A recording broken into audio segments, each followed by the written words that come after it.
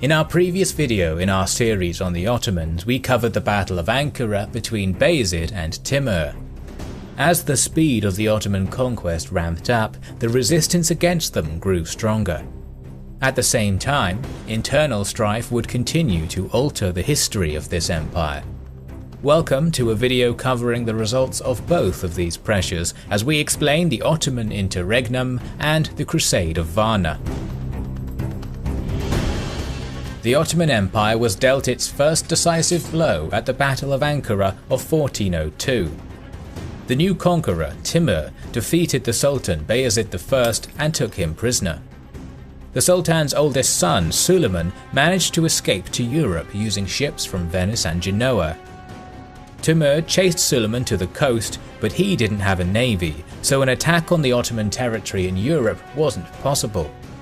Instead, to punish the Christians for ferrying Suleiman, he captured the stronghold of Smyrna and executed its Hospitaller garrison. Timur then restored the Turkic beyliks in southern and eastern Anatolia, but his enemies in Iraq took Baghdad, so he had to leave the region. This was the start of the Ottoman interregnum period, as sons of Bayezid attempted to consolidate their power. Suleiman was able to take control of the European holdings, but his forces were still weak, and the fact that one of Bayezid's strongest vassals, Stefan Lazarevich, gained independence after the Battle of Tripoli didn't help. In early 1403, Suleiman decided that he needed to negotiate with the neighbouring Christian realms. The Treaty of Gallipoli confirmed the peace between Suleiman and the Hospitallers, Venice, Genoa, and the Byzantine Empire. The Greeks stopped paying tribute and received a number of coastal areas in the Balkans. Suleiman also promised to help Byzantium in the event of Timur attacking it. This treaty was full of other concessions by the Ottoman prince, but it gave him a chance to bring Anatolia under his authority. Meanwhile, Bayezid passed away in captivity. His other son, Musa, was allowed to return to Anatolia. Musa took control of Bursa and nearby lands as a vassal of Timur. Another Ottoman prince, Mehmet, was granted Amasya as his domain by Timur. One more son of Bayezid, Isa, joined the struggle and attacked Musa. Despite early setbacks, Isa managed to defeat his brother in 1403. Musa found refuge in the court of Mehmed, who moved against Isa in the same year, beat him at the Battle of Ulubad, and took Bursa. In 1404, Suleiman finally launched his invasion of Anatolia, and initially it was successful. He conquered Bursa, then Ankara, but he failed to take Amasya, and in 1409, Mehmed sent Musa with a strong army to attack Suleiman's European domains. He was forced to return to the Balkans. In 1410, Suleiman defeated Musa at the Battle of Kosmedon. Although it seems that the troops were not happy with Suleiman, and in 1411 they defected to Musa, who killed his brother and became the ruler of the region. At this point, Musa rebelled against Mehmed, and in 1412 besieged Constantinople, as Emperor Manuel II was an ally of Suleiman. The emperor asked for Mehmet's assistance, and the Ottoman prince crossed into Europe and aided in the defense of the city against his brother. Finally, Musa was repelled, and in 1413, Mehmed, supported by Stefan Lazarevich and Manuel II, won the Battle of Kamurlu in modern-day Bulgaria. Musa was executed, and the Ottoman civil war came to an end. Mehmed I became the Sultan, and in the next decade reconquered some lost territories in Anatolia and took parts of Albania. His son Murad II's reign began in 1421 with rebellion. One more son of Bayezid, Mustafa, appeared, and as he was supported by the Byzantines, he was able to take control of the European holdings and declare himself Sultan.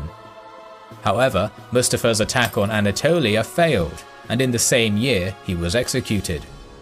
Murad proceeded to siege Constantinople, but another rebellion, this time led by his younger brother Mustafa and supported by the Turkic beyliks, forced him to move back to Asia Minor. The Sultan defeated the uprising and annexed some of the beyliks. In 1424, Murad forced the Byzantines to return the territories ceded to them according to the Treaty of Gallipoli and start paying tribute once again.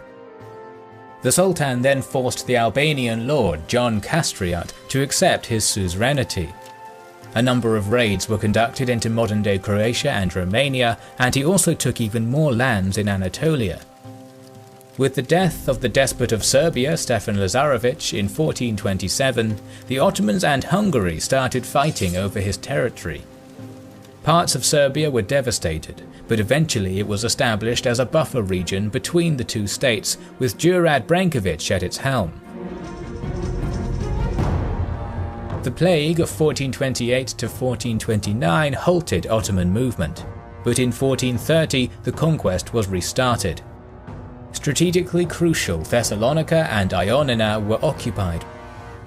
As the King of Hungary, Sigismund, passed away in 1437 without leaving an heir, the Ottoman attacks intensified, and by the end of 1439, Murad took Smederevo and Serbia became part of his domain.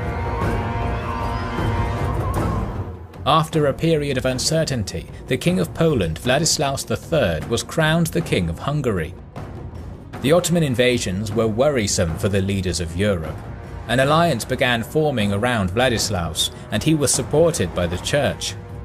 Vladislaus and his commander John Hunyadi managed to win a few battles against the Ottomans in 1441 and 1442.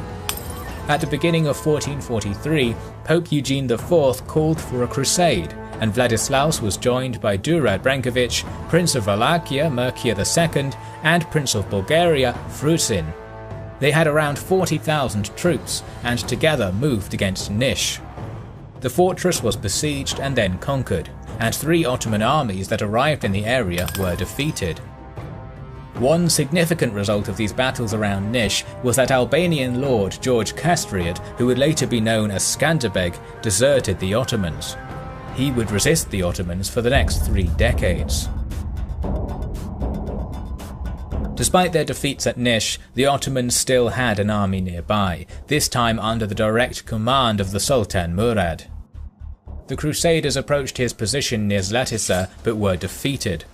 Fortunately for the Crusaders, in the beginning of 1444 at Konovica, they were able to win a battle against a smaller Ottoman army that was chasing them. Both sides were exhausted, and although the papal emissaries were against it, a tentative peace was signed. Serbia was to be restored as a buffer state, the Ottomans were to pay war indemnity, and Hungary promised not to cross the Danube.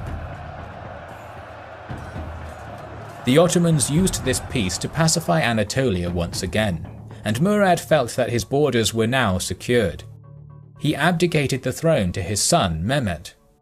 Back in Europe, local Ottoman lords attempted to mount a punitive attack against Skanderbeg in the June of 1444, but the latter outmaneuvered them at the Battle of Torviol, and the Ottomans lost at least 10,000 troops.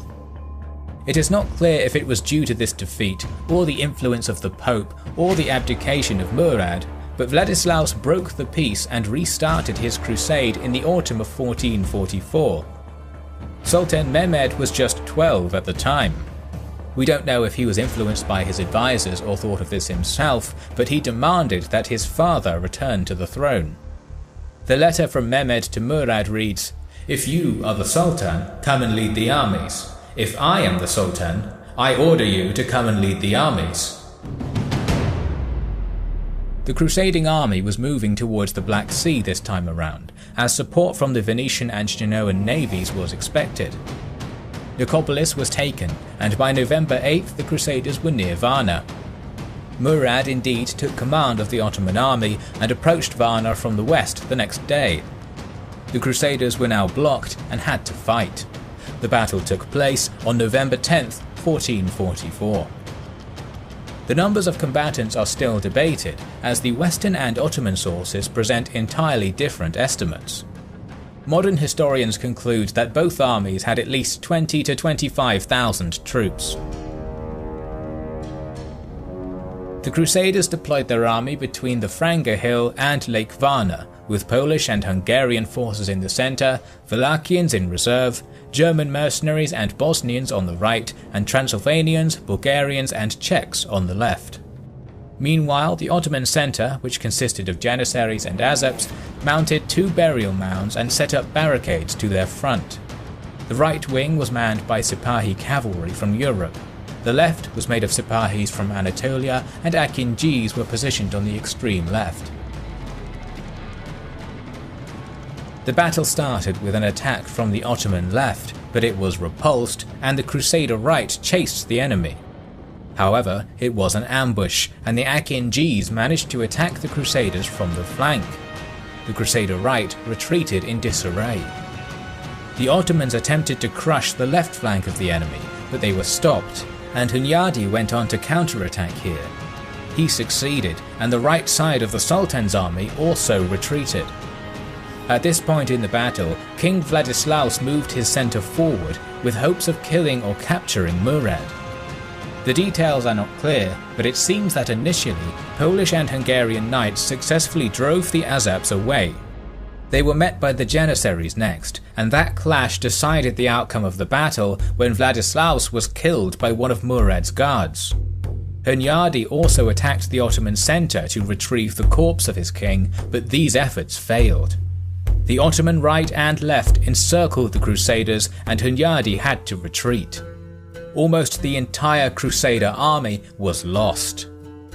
The Ottomans had won against another crusade, and the road to Constantinople was now open. Thanks for watching our documentary on the Ottoman interregnum and the Battle of Varna. We would like to thank our Patreon supporters who make the creation of these videos possible. Also, Patreon is the best way to suggest a new video, learn about our schedule, and so much more. This is the Kings and Generals channel, and we will catch you on the next one.